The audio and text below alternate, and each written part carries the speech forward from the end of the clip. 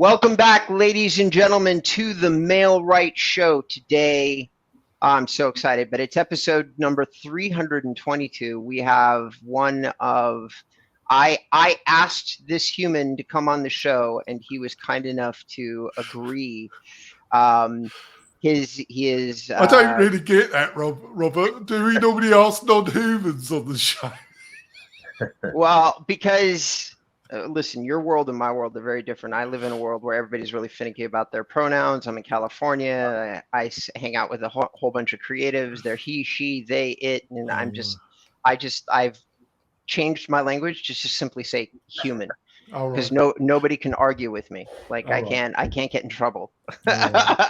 So David is he'll introduce himself, but I hope that everybody has got their listening on today, because he's going to share how he has helped his team be one of the fastest growing teams in Virginia, the market that he serves. More importantly, he really impressed me in terms of his systems, his process knowledge. He was one of my favorite conversations in 2021. We have not done any business together, just full transparency, but that didn't slow me down at all in asking him to come on the show and be a part of the Mail Right Show.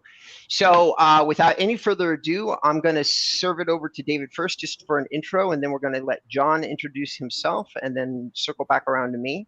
So go ahead, David. Why don't you tell the audience who you are? Yeah, thank you guys for having me on.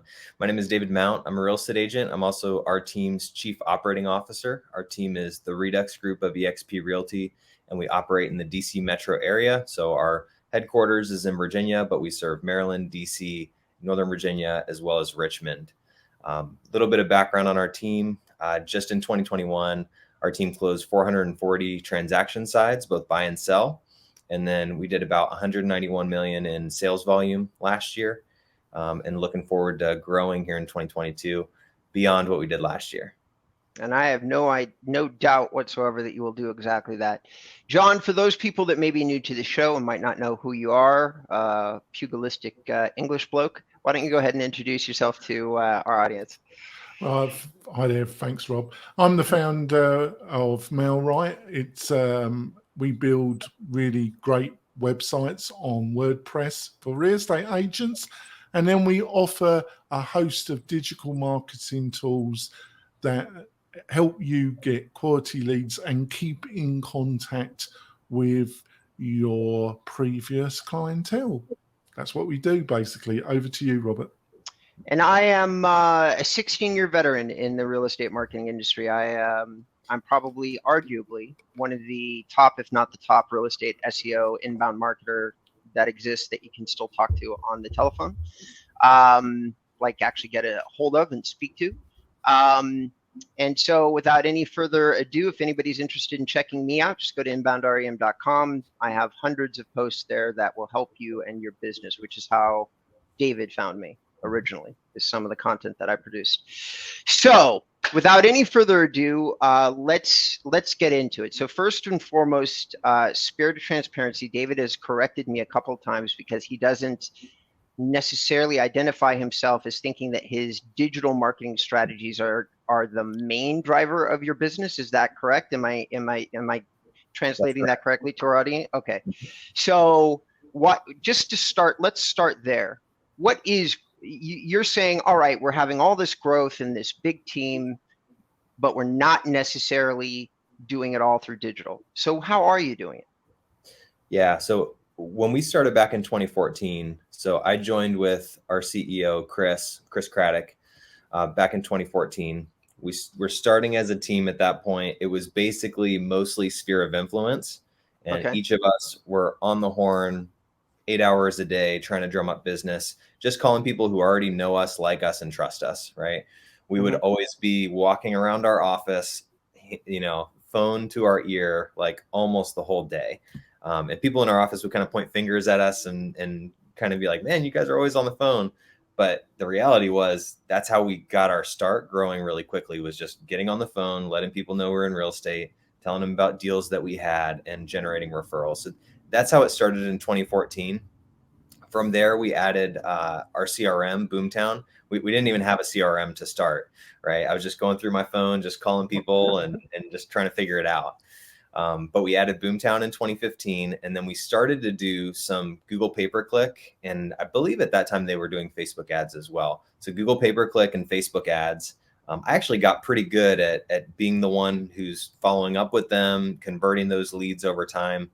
I want to say within a year, I think my first full year in real estate, I probably closed 6 to 8 transactions from some of those Boomtown paid ads that they did through Google pay-per-click and Facebook.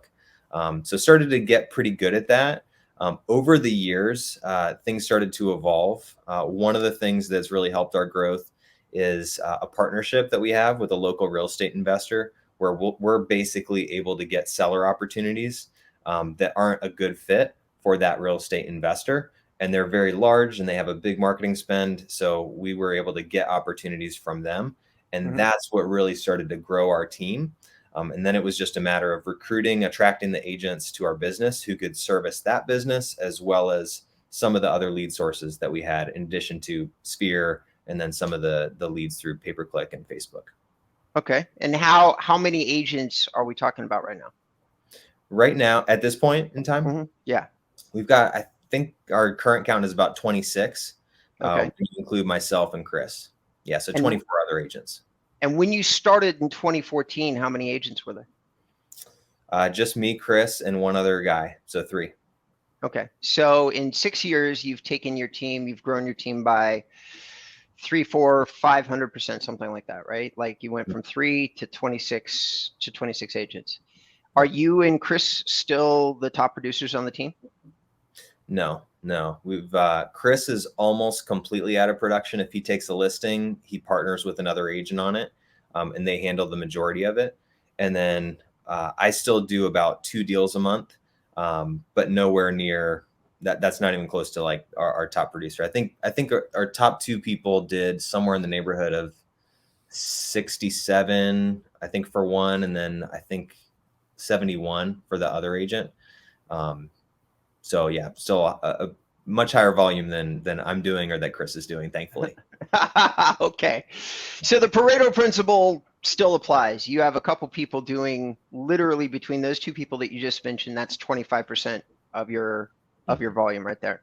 Which is, by the way, for those of you listening, for those of you who may not know, which everybody should know, the Pareto principle says that 20% of anything is always going to produce 80% of your results. So if you're running a sales team, which I've done for 30 plus years, that always applies. You always have 3-4 people at the stack top of like a very big team, where that one person or 2 people will be producing maybe 5-10 times as much as other people on the same team with the same tools, the same technology, all of that different stuff.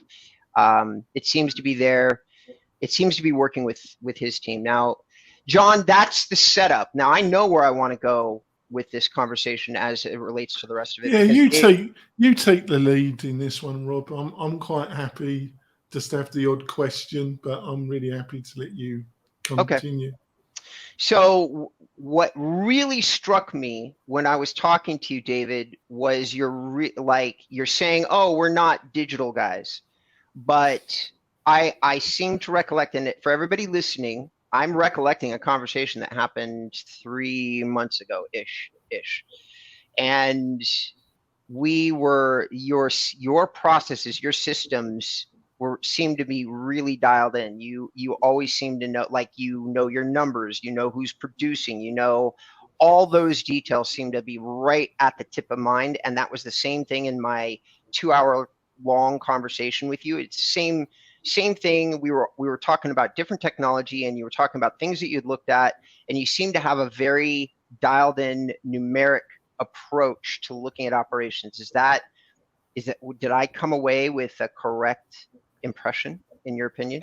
Yeah, I would say that's definitely accurate, and it's grown over the years, right? I feel like where I am now is vastly different than where I was a year ago or 2 years ago. A number of things have really changed the game for us that I think have helped me grow in big ways.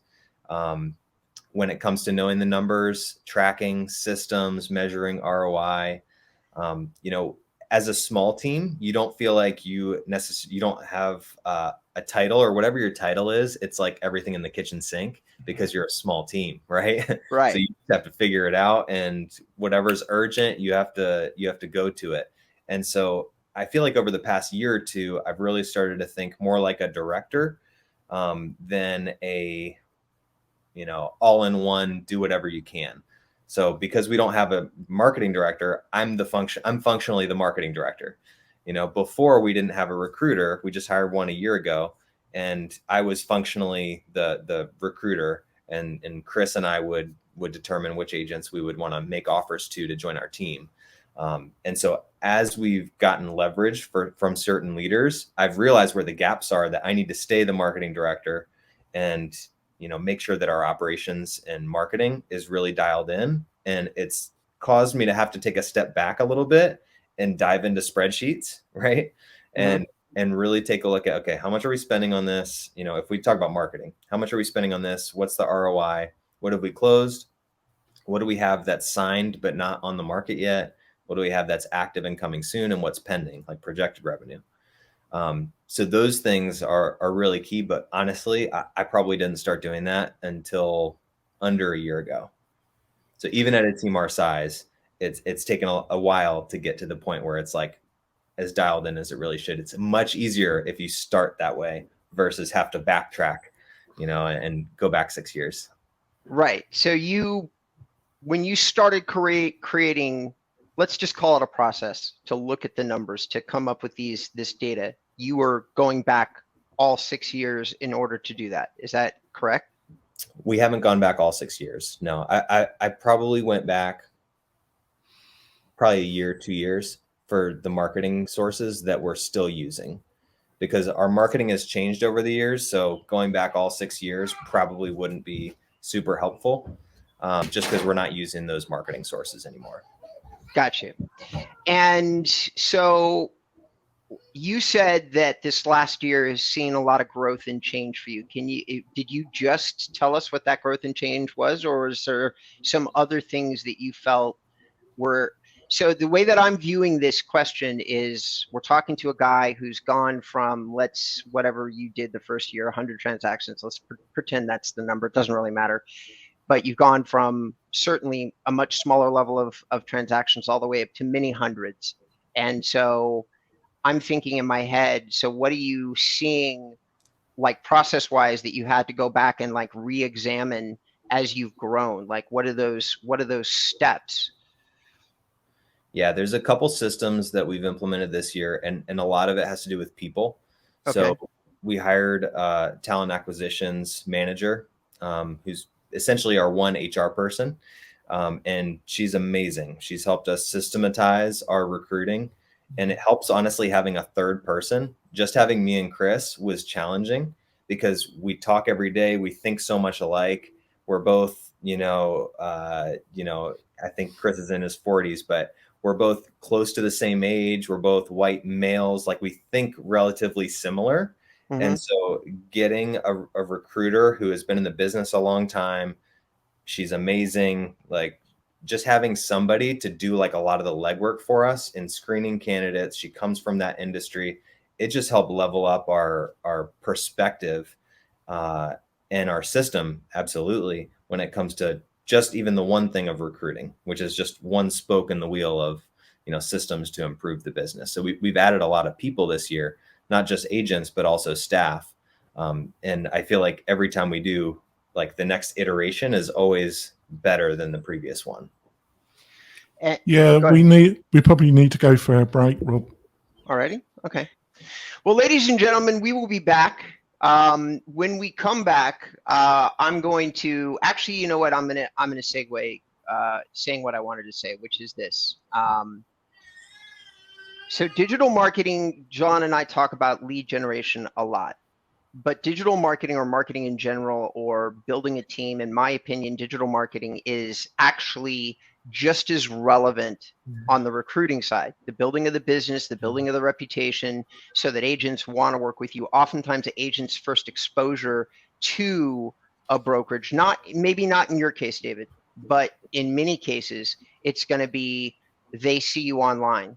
and they think that you're moving and shaking in some way or another. So it seeds the earth in terms of, if you just got into a conversation with them, potentially it would be a little bit easier, or at least they would know who you are, maybe know what your mission is, how you serve your local market, things of that nature. So I'm sure that people are wondering why I asked you to come on the show, because it's a little bit outside our bailiwick, but I don't really perceive it that way. I perceive the whole thing as one big pie. My top clients are like small brokers, just like yourself, and those guys are just as concerned about recruiting as they are about getting the next lead, or closing deals, or handing off a couple hundred leads to their agents, because that's part of the business, right? Is growing, if that's the track that you're on. So anyway, so ladies and gentlemen, we're going to go to a break. We're going to dig a little bit more into that. I'm going to give both John and David a chance to actually talk, and we'll see you back. Whatever platform you're on, do us a favor. If it's someplace you can smash a like button, smash a like button. Do John and I that courtesy, and David as well. We would really appreciate it. We'll see you in a second, or you'll hear us in a second. All right. 3, 2, 1. Welcome back, ladies and gentlemen, to the Mail Right Show. We're here with David Mount, who is an agent and the COO for a rapidly growing brokerage under the EXP banner in the Virginia area. I'm just going to say area because you listed off all the places that you serve. We're talking to him about how he's maintained his growth. Now, David, I do want to ask one question of you, because it is a digital marketing show and we do focus on digital. You do actually use digital. It's just not what you're saying is the main driver of your growth. Since I happen to know that you've been using Boomtown for a while, because it came up in our conversation, I've just looked up your site. You're still using them, so I can verify personally you've been using them for at least 6 months to a year minimum, probably much longer. So how do you leverage that? So you're not doing traditional, but how do you leverage the digital that you have? Yeah. One thing that's been really helpful for us, and this is so basic for a lot of people, but as something as simple as having a Facebook group or a Facebook page and advertising our listings on there. We did a big push back when Facebook got a lot better organic reach back in 2015, 2016 to increase our followership on Facebook. Mm-hmm. And so I think we have something like 2,500, maybe 2,200 followers on our Facebook page. And so I was just on a listing appointment even like a month ago where I was talking about the marketing that we do for listings. And he was like, oh yeah, I see it on Facebook. Like, we're good. Like, I'm glad you're doing that. Like, we're good. You don't need to tell me any more about it. Like, I trust you. So even something as simple as like having a Facebook page where we're putting marketing out there, like, and our followers are seeing it, that helps a lot because he's a sphere of influence person. So we're connected on social already. And it's just further verification that they can trust us. So that's one thing. Mm-hmm. Another thing that we've really made a big push for this past year is reviews on Google.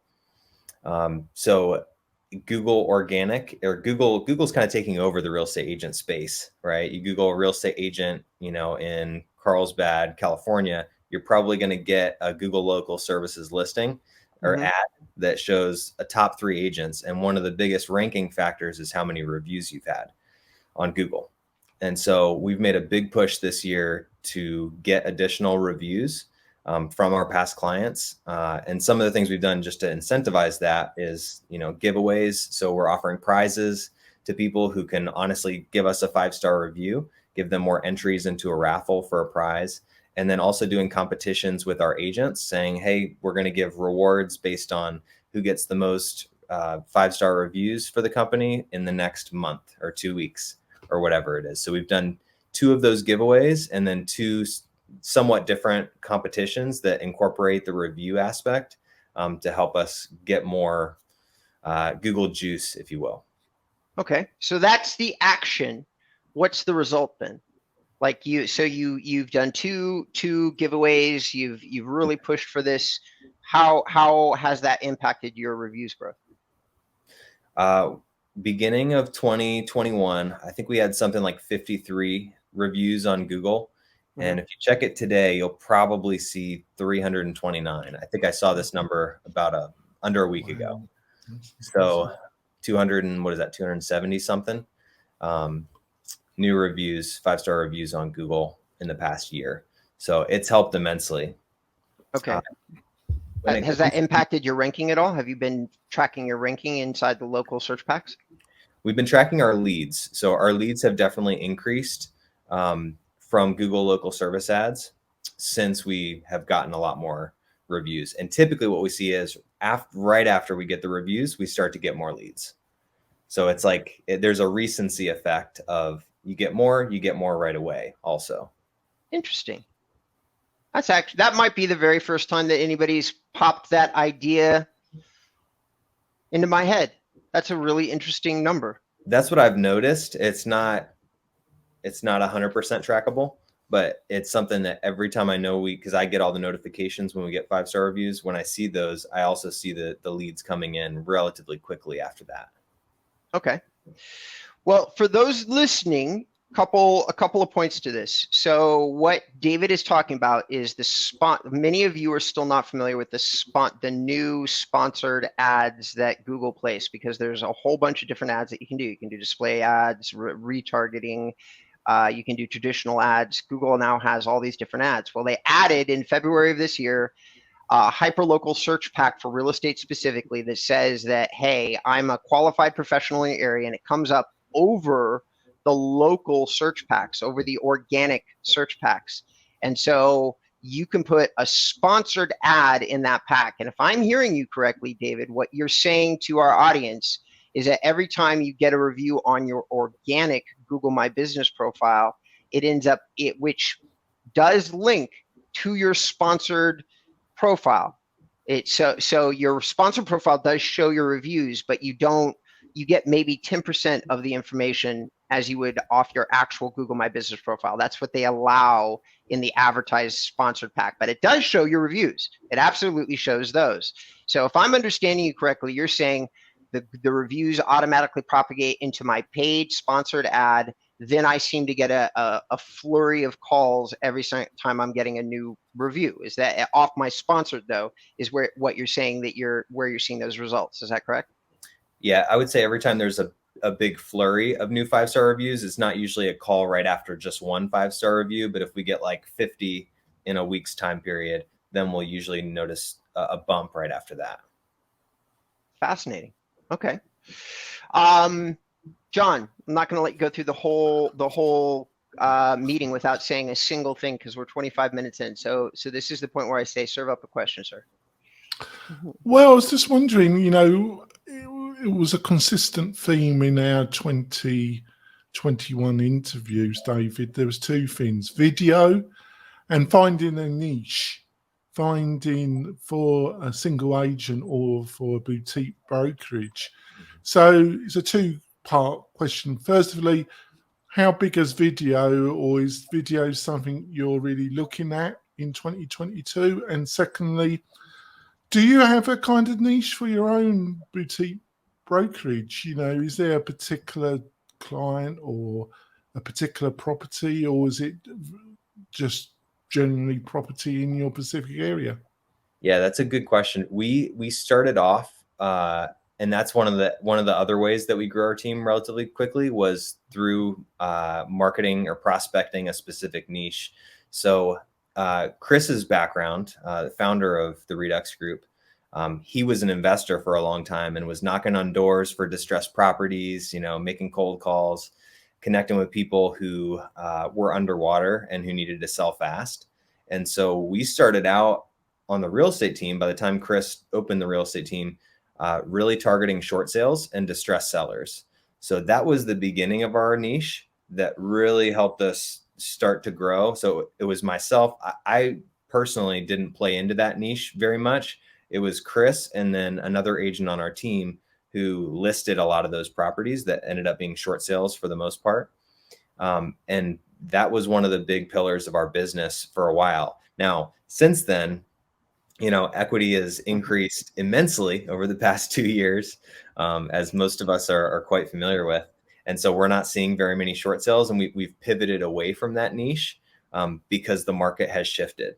And so that was one of the niches that definitely helped us, but we also had to be nimble and change course as market conditions changed. So right now I'm sorry, John, go, my bad. Go. No, just the first part, video. What's your views around video? And is it and going to increase, or have you got new plans to utilize video? Yeah, I think video is 100% the wave of the future. And I think that if any agent wants to create a system for organic reach that goes decades in the future, like, you have to be on video. Now, I say that, but our company has not yet gone where I would like us to go when it comes to video. And I think this is important for people to understand too. Whatever strategies you pick, you have to have the right personnel and the right budget to be able to go all in. And so I personally, in our assessment and, in terms of strategy, Chris and I feel like we have to have a marketing director on who can be the owner of it, create the video strategy, make sure that we're following it, tell Chris where he needs to be and what he needs to say, so that he can, have some leverage on time. But yeah, one of the guys that I really respect on video a lot is Kyle Whissel, out in California. I think he's in the San Diego area. He does an amazing job with video.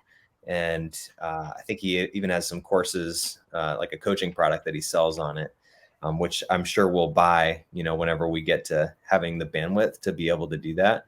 But as a team, I think, especially for an individual agent, it's much easier to just jump on it and create a system for yourself.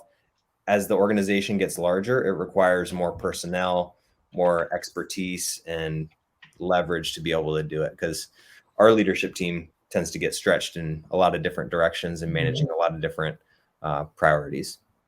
Yeah, I think we need to wrap up the podcast part of the show, Robert, and then go into bonus content. Beautiful.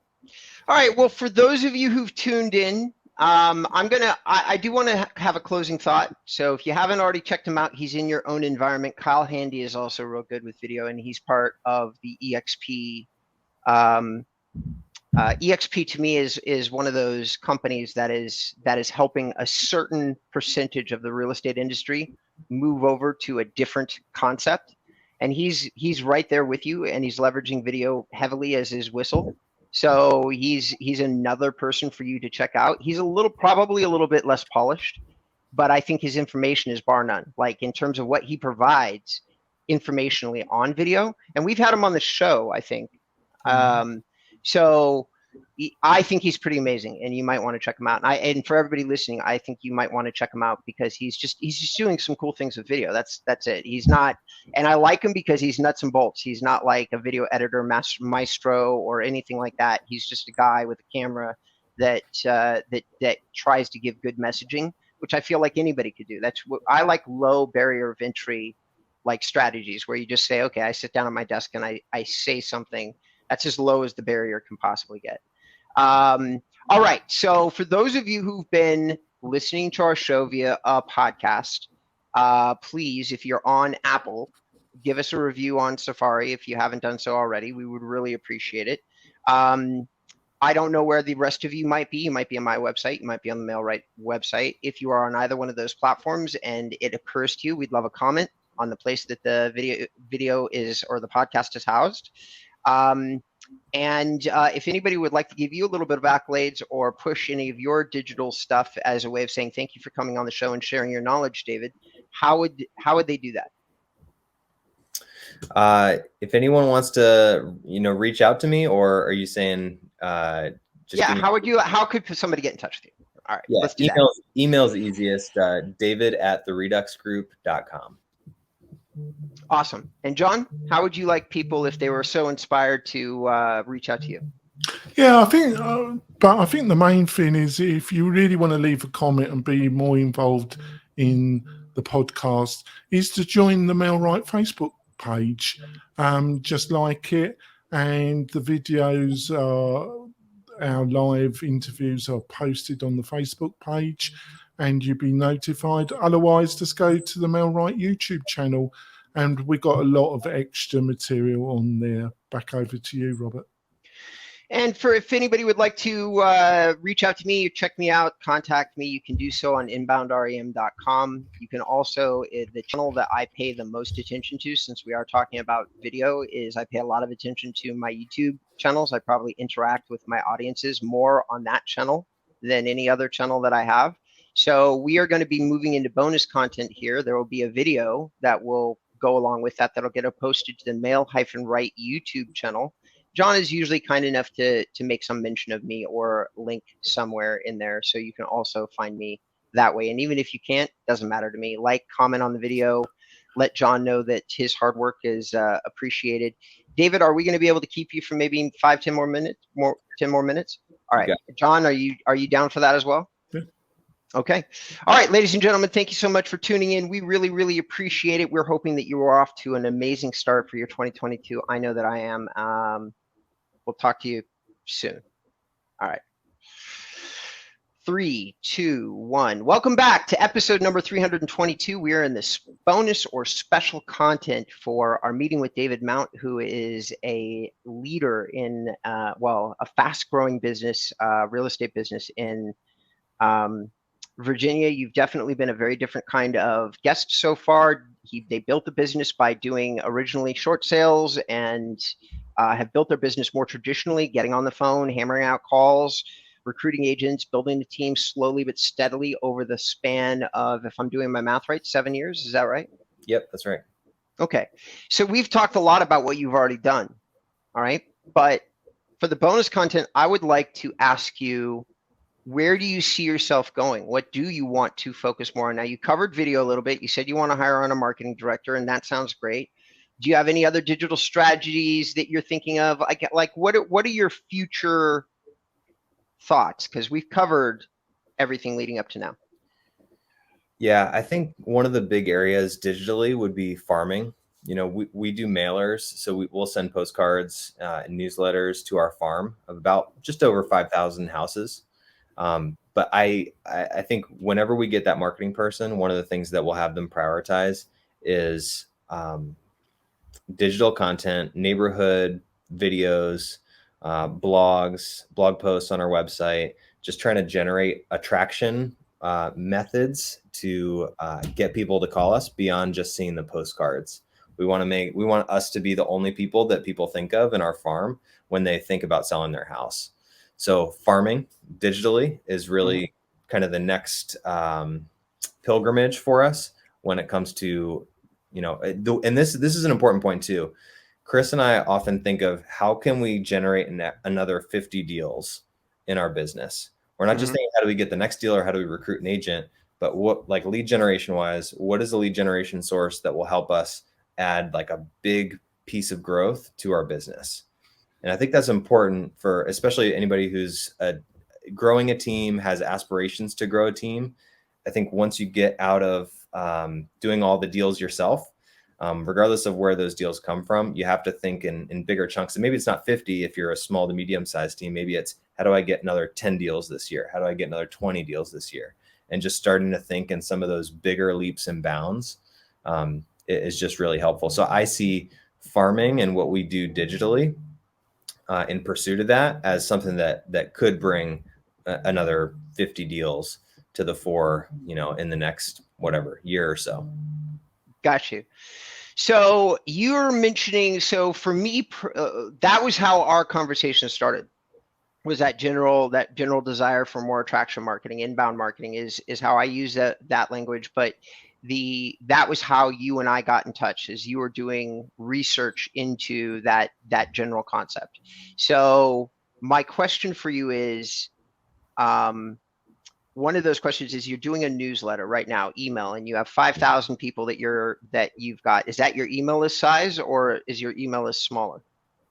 No. So the newsletter that I'm referencing is some of the direct mail newsletters that we'll send out to our farm. So we'll send a combination of postcards and newsletters to our farm, but we don't even have an email list for our farm at this point. Okay. Well, I'm going to be very bold here and suggest that when you bring on this marketing person, that one of those things that you guys start to do is collect email addresses, especially with attraction marketing.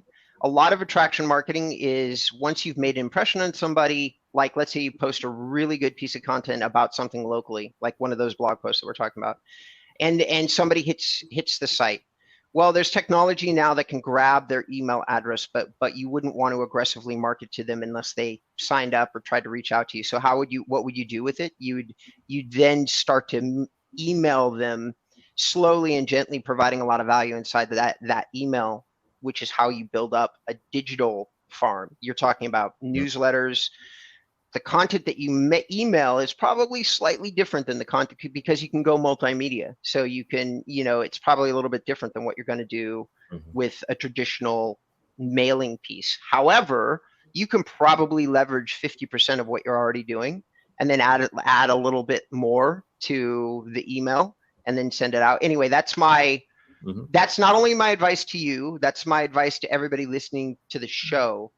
The one type of marketing where I have never really seen big ups and downs, because you and I both know, David, John, we all know that things get hot and cold. You've already talked about it inside your meeting with us here. You've said, hey, this thing that we used to do, it doesn't work anymore.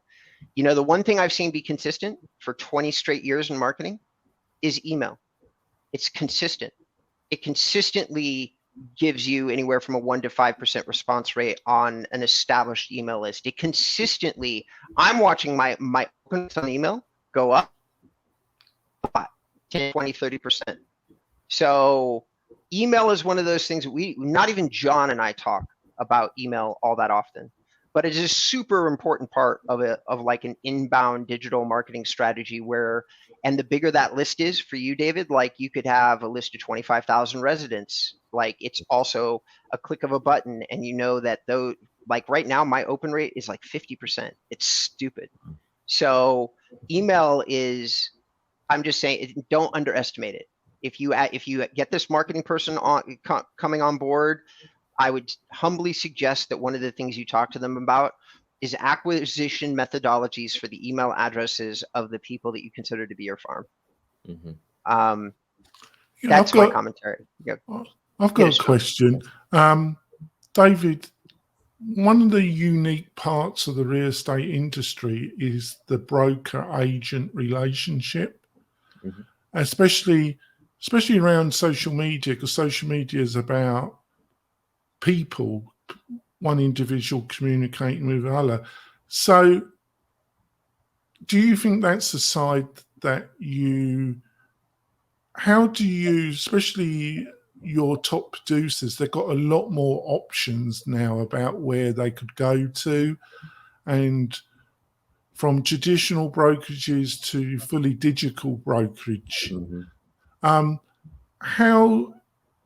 How important is it for you to provide value to your agents in a mutually beneficial way, and also then having a marketing message that is unified, that all your agents can utilize in their social media? Yeah, I would say that it's evolved in terms of the value that we're providing agents. When we were first starting the team, the value was really coaching from our team leader, Chris, some leverage with staff to prepare paperwork and do all that stuff, and then some marketing help. And that's grown over time. We added leads to the mix, like handing leads to agents. And then we've shifted to, instead of trying to just hand out leads, to try to give appointments, right? The appointments are one of the things that will help you attract and retain agents really, really well to your team. If you can give them a consistent appointment flow, not just lead flow, but appointment flow from a source that produces well and somewhat consistently, as best as you can get consistency. So the value has really changed over the years. We've had one agent in particular that has done a really great job at social media. She's on Instagram and puts out a ton of content, but also generates a lot of business from Sphere, from friends of friends who see her, from other people sharing and recommending her. And so we've tried to adopt some best practices that some of our agents have used to attract business. And we try to teach that and relay that to our other team members so that they can then go out, because I definitely believe that, social media, in order to use social media well, like the agent has to be the one involved. Like they have to be doing it. You can't just hire somebody to do your social media and have it be good. Like you have to really do it, because it has to be authentic and it has to be consistent as well. And that requires either you posting photos or being on video. So a lot of what our team does social media wise is empowering the agents to post consistently, giving ideas for content, but just making sure that we're keeping it top of mind for them so that they're doing it and then generating their sphere business from there. That's great. Yeah. Well, guys, I think this is a good place to wrap up. David, thank you so much for coming on the show and being a guest. We scheduled this months ago, and yet here you are. And I'm so deeply grateful that you decided to keep the appointment and join our audience. For all of those listening and for those of you watching, John and I have worked for years on this podcast, mostly John, but me too. I show up. We're a joint partnership. That's how I see it. And it's been consistently growing. Our traffic has grown. The show sizes, like the audience size, has grown probably 200-300% since I joined John in doing the show. I get comments from some of you who call me and message me occasionally, and it seems like we're providing great value, but we can always use more input. John and I are very interested. We're doing the show for you, for all of those listening and watching. We're doing the show for you. We don't really know. Like I could talk to operations guys like David every day, all day, and be really happy.